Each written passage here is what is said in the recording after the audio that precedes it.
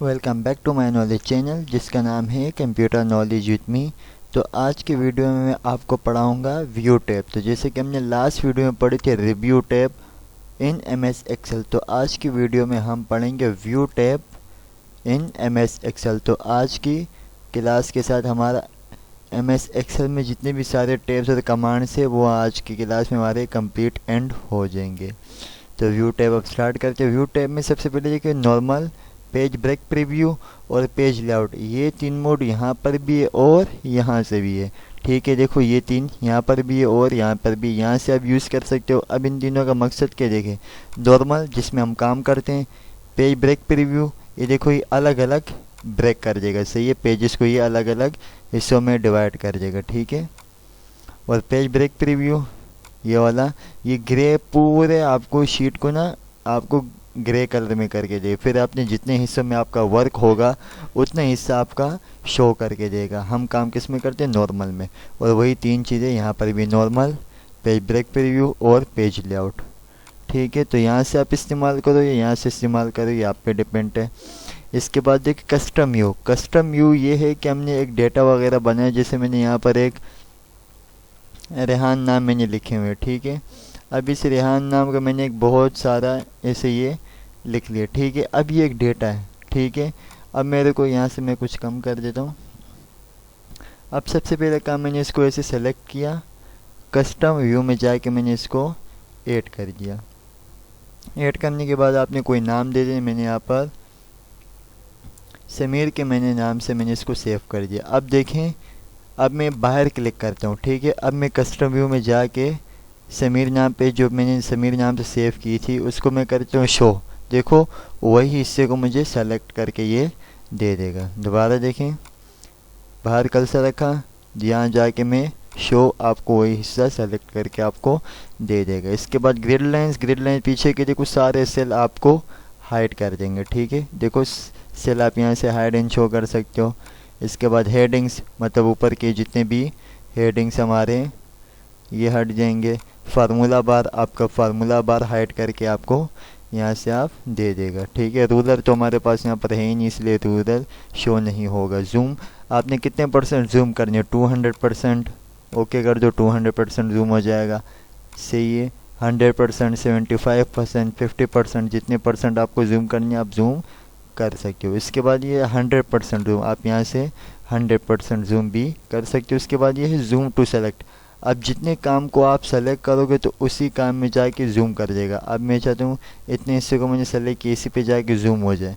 काम को सेलेक्ट किया, जूम टू सेलेक्ट, अब देखो वही हिस्से पे जाके इसने जूम करके आपको दे दिया। मैं 100% फिर जूम कर देता हूँ। अब देखो न्यू विंडो, न्यू विंडो की ये मतलब मेरे पास देखो बुक 1 की, मतलब एक एक्सेल की फाइल है। अब मैं न्यू विंडो पे क्लिक करता हूँ, अब देखें उसी के जैसे बुक 1.2, मतलब दो फाइलें मेरे सामने ओपन हो गई, एक 1.1 के नाम से, एक 1.2 के नाम से, ठीक है। अब आप चाहते हो एक और करना चाह रहे तो एक और आ जाएगी, 1.3 आ गई, ठीक है। मतलब तीन फाइलें आपके पास, वही same to same as it is duplicate file आपके पास आ जाएगी, ठीक है।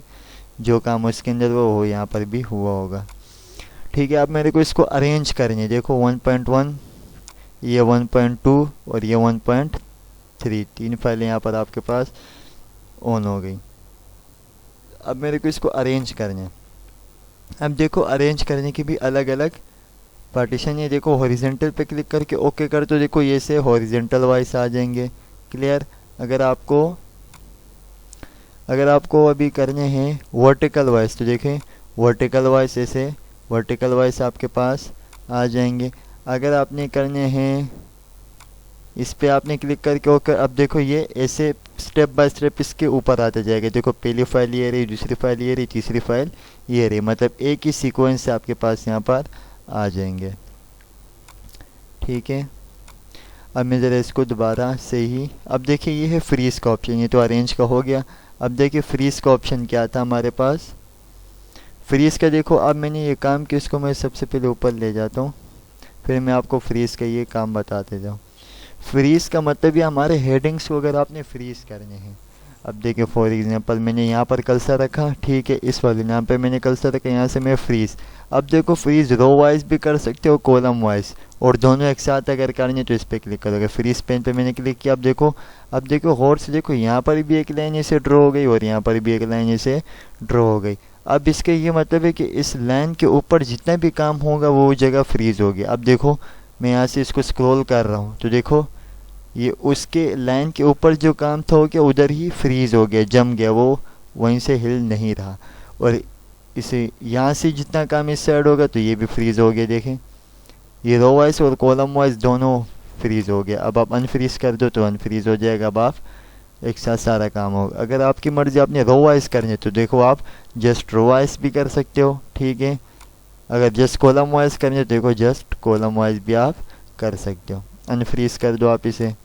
इसके बाद हाइट। अब मेरे को हाइट ये रही। हाइट का मतलब ये है कि मैंने अभी एक शीट को हाइड करना है। अब मैं यहाँ से 3 शीटें मैंने यहाँ से खाली 2 रहने दी, ठीक है। एक 1.1 के नाम से, एक 1.2 के नाम से। मेरे सामने 2 शीटें हैं, ठीक है। मैं दोनों को आमने सामने ले आता हूँ। आमने सामने आ गई, ये रही, ठीक है, ये रही। अब मेरे को इसमें से एक हाइट करनी है। अब देखो 1.2 को मुझे हाइट करनी है। देखो आप हाइट पे क्लिक करके, अब देखो एक शीट हाइड हो गई है। पहले 2 शीटें थी, अब देखिए एक शीट हमारी हाइड होगी। इसको अनहाइड करने के लिए आप दोबारा इस पर क्लिक करोगे। ये आपने हाइड की थी, इस पर ओके कर दो तो देखो वो वाली फाइल दोबारा आपके सामने आ जाएगी, ठीक है। इसके बाद देखिए स्प्लिट। स्प्लिट का मतलब ये है कि एक ही डॉक्यूमेंट को बीच में से तोड़ देना। अब देखिए मैंने यहाँ कर्सर रखा, स्प्लिट पे क्लिक किया। स्प्लिट मतलब अलग अलग। देखो इसने क्या कि एक ही डॉक्यूमेंट को बीच में से स्प्लिट कर दिया, डिवाइड कर दिया, ठीक है। दोबारा इस पर क्लिक करके तो ये ठीक हो जाएगा। इसके बाद आ जाते हैं हमारा स्विच स्विच विंडोज़। अब देखिए मेरे पास 2 विंडोज़ है, एक 1.1 और एक 1.2 के नाम से, ठीक है।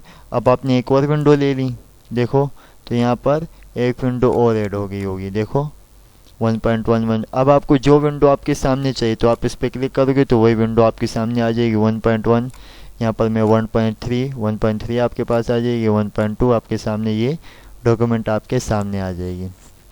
इसके बाद एंड में रह गया मैक्रोस। अब देखो इसके लिए मैंने सब शीट को डिलीट कर दिया, खाली एक को मैं ही शो कर देता हूँ, 1.1 वाली। अब देखो ये रिकॉर्डिंग का क्या काम है। अब देखिए आपने कहीं पर भी कहीं और कर्सर रखा, रिकॉर्डिंग आपने ऑन कर दी। यहाँ से देखो रिकॉर्ड मैक्रोस, यहाँ पर आपको नाम देने, नाम दे दो, आप पे डिपेंड है। यहाँ पर मैं समीर नाम दे देता हूँ रिकॉर्ड का।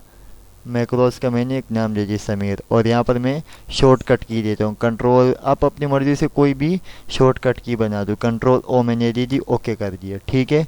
अब ये रिकॉर्डिंग आपकी स्टार्ट है। यहाँ से देखो ये रेडी, मतलब रिकॉर्डिंग आपकी शुरू है। अब मैं होम टैब में जाके बोल्ड, इटैलिक, अंडरलाइन में साइज़ बड़ा कर दिया, सारी मैंने रिकॉर्डिंग कर दी, ठीक है। अब मैं इसको कर देता हूँ स्टॉप रिकॉर्डिंग, ठीक है। स्टॉप रिकॉर्डिंग करने के बाद अब देखिए व्यू मैक्रोज में आके देखो समीर नाम की रिकॉर्डिंग आपने कर दी है, ठीक है। अब मैंने स्टॉप रिकॉर्डिंग जैसे ही की, अब कंट्रोल ओ के बटन में वो सारी रिकॉर्डिंग सेव हो गई है। अब आप जैसे ही सबको सेलेक्ट करके कंट्रोल ओ करोगे तो देखिए वही बोल्ड, इटैलिक, अंडरलाइन इस पर आपके पास लग जाएगी। आप अपनी मर्जी से कोई भी शॉर्टकट की बना सकते हो। कंट्रोल पी दे दो, यू दे दो, एल दे दो, जेड दे दो, आप अपनी मर्ज़ी से दे सकते हो। मैंने कंट्रोल ए ओ दी थी। अब अगर मैं यहाँ से रिकॉर्डिंग को डिलीट कर देता हूँ, देखो व्यू मैक्रोज में जाके मैं यहाँ से समीर नाम की मैंने बनाई थी, इसको मैं कर देता हूँ डिलीट, यस। अब अगर मैं दोबारा कंट्रोल ओ करूँगा तो ये अप्लाई नहीं हो रही, क्योंकि मैंने वहाँ से रिकॉर्डिंग कर दी है डिलीट, इसलिए ये रिकॉर्डिंग होगी ही नहीं। आई होप आपको ये व्यू टैब क्लियर हो गया होगा और इसके साथ हमारा MS एक्सेल कंप्लीट हो गया है। तो आप सब भी इसको कंप्लीट प्लेलिस्ट आप यहाँ से देख सकते हैं। MS एक्सेल के मेरे यूट्यूब चैनल पे वर्ड की भी प्लेलिस्ट है, MS एक्सेल की भी यहाँ से आप पूरी प्लेलिस्ट आप दे सकते हो। तब तक के लिए दुआ में याद रखिए। Take care and Allah.